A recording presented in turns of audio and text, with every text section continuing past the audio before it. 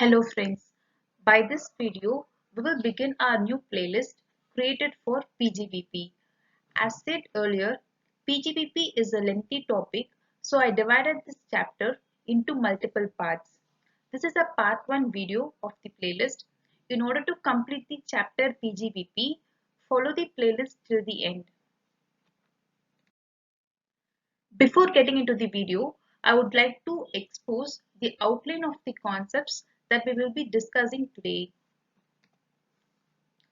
Introduction to PGBP, Income Chargeable under the head PGBP, Section 28, Speculation Business and the Transactions excluded from the speculative transactions, General Commercial Principles, Key Points for Consideration, Computation of Income under the head PGBP, Section 29. Introduction to PGBP. PGBP means a profit and gains from the business or profession. Business as defined under Section 2, Section 13 of the Income Tax Act, business includes any trade, commerce or manufacture or any adventure or concern in nature of trade, commerce or manufacture. In simple, business means carrying on any activity for profit. Profession as defined under Section 2, Section 36 of the Income Tax Act is an occupation requiring a purely intellectual skill or manual skill. Example, lawyer, accountant and doctors. Chargeability. Section 28. Section 28 lists out the incomes that are taxable under the head PGBP. There are two charging sections for the head PGBP. Section 28, which is the primary charging section, and Section 41, which discuss about the redeemed profits that are taxable under the head PGBP. Now we will discuss the incomes that are listed in Section 28. Profit and gains of any business or profession.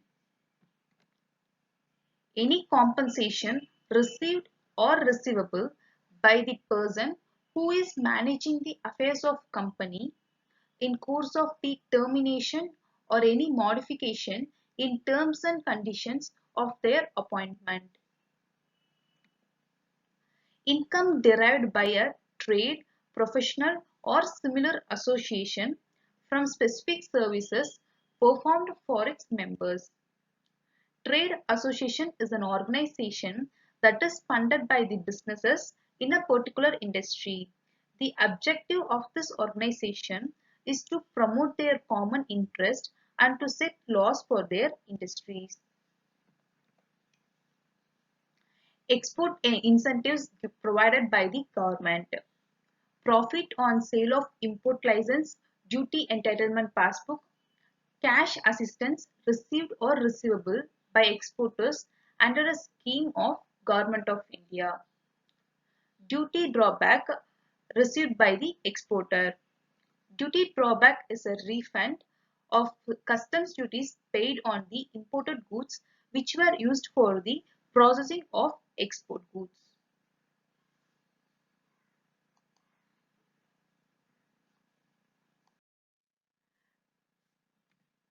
The value of any benefit or perquisites, whether convertible into money or not, arising from the business or profession.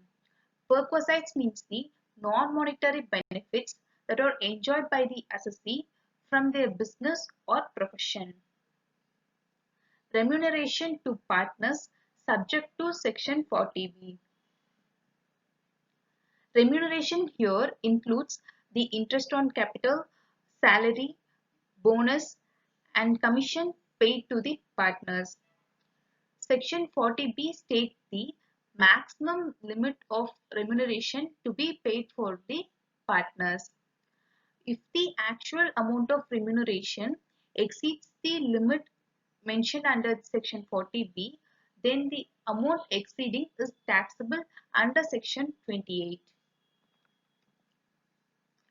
Any sum, whether received or receivable in cash or kind under certain agreements.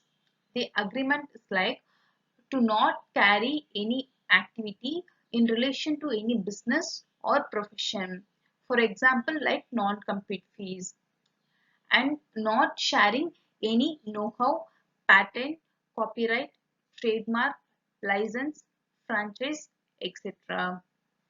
Please note that any amount received or receivable on account of transfer of these commercial rights is taxable under the head income from capital gain. A sum received under Keyman insurance policy including bonus. Keyman insurance policy is taken by the businesses to compensate the business from the financial losses that would arise from the death or extended incapacity of an important or core member of that business. The business will receive the compensation in case of sudden demise, sickness, or injury of the key employee. The next is conversion of stock in trade into capital asset.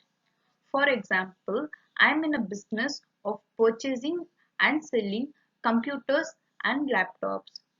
What I done is I took 4 computers and put it into use in the billing section of my own business. I converted my stock in trade into capital asset. In this case, the fair market value of the stock as on the date of conversion is taxable. Under Section 35 AD, the 100% of the capital expenditure is allowed as deduction. In that business, in case of any transfer or destruction of capital asset, then the sum received for that transfer is taxable. The income from business also includes the income from speculative business. Now I will explain what is speculative business, where any business of a company consists in the purchase and sale of shares of other companies. Such company shall be deemed to be carrying on speculation business. For example, the person buys the gold on Monday and sells it on Wednesday. He is making the profit in the price fluctuation of these 3 days. Buying the gold for investment is different. There is a difference between the investment and speculation.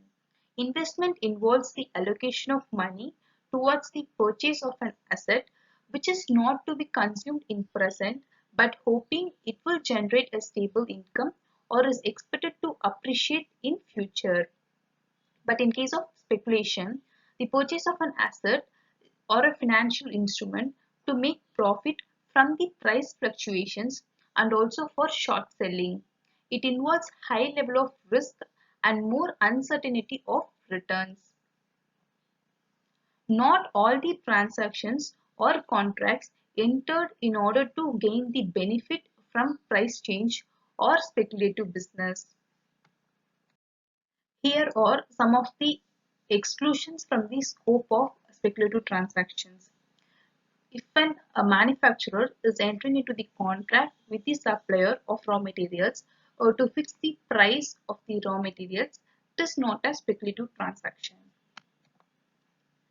A contract in respect of stocks and shares entered into by a dealer or an investor in order to safeguard their securities from the loss is also not the speculative transaction. A contract entered into by a member of the forward market or the stock exchange transaction. Forward market is an over-the-counter marketplace that fixes the price of the financial instrument or an asset for a future delivery. Standardized forward contracts are called future contracts and are traded in the future exchange. An eligible transaction in respect of trading in derivatives carried out in the recognized stock exchange. Derivatives are financial instruments whose value is derived from the other underlying assets. An eligible transaction in respect of trading in commodity derivatives. Commodity derivatives whose value is based on the underlying commodities like oil, gas or agricultural products and are chargeable to the commodities transaction tax. In case of an agricultural commodity derivatives, the requirement of chargeability of commodities transaction tax shall not apply.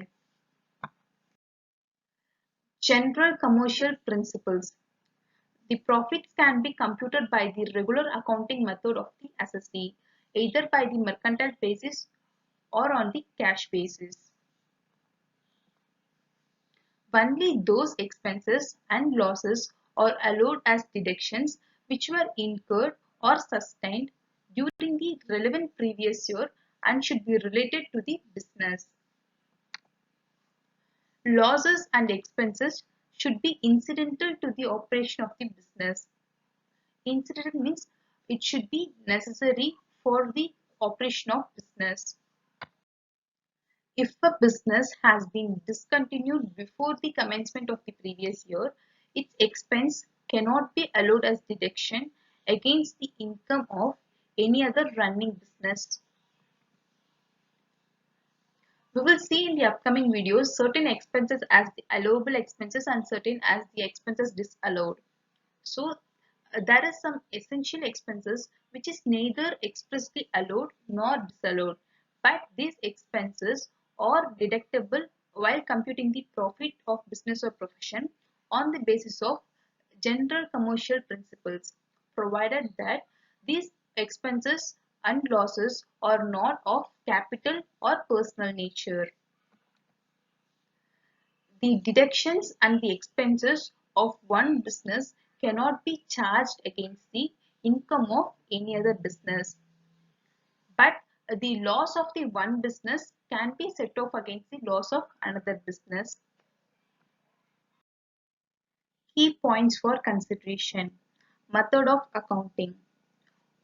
For the two heads, PGBP and income from other sources, the assessee can maintain the books of accounts either in cash or mercantile basis. ICDS means the Income Computation and Disclosure Standards. The ICDS will apply only to the taxpayer who is following the mercantile system of accounting.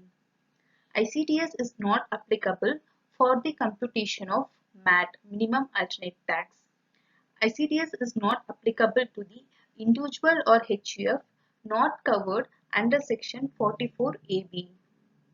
If there is a conflict between the Income Tax Act and the ICDS, then the Income Tax Act will prevail. If there is a conflict between judicial judgment and ICDS, then ICDS will prevail. ICDS is applicable to persons computing the income under the presumptive basis. Income earned in cash or kind. Income may be received in cash or in kind. If it is received in kind, then the market value to be taken. Notional income or notional expenditure. A person cannot do business with himself. So the notional income is not taxable and the notional expenditure is not deductible. Anticipated expenditure or loss. Anticipated expenditure or loss is not considered because it is of the future predictions. It may or may not happen in the future. Legality. The business may be illegal or legal. The illegal income is also taxable, but you have to face the punishment under the appropriate laws. Compilation of income of all business and profession. If the assessee has three or more than one businesses, then the income from all businesses are merged together and the income from the head PGBP is calculated. Business or profession must be carried on during the previous year.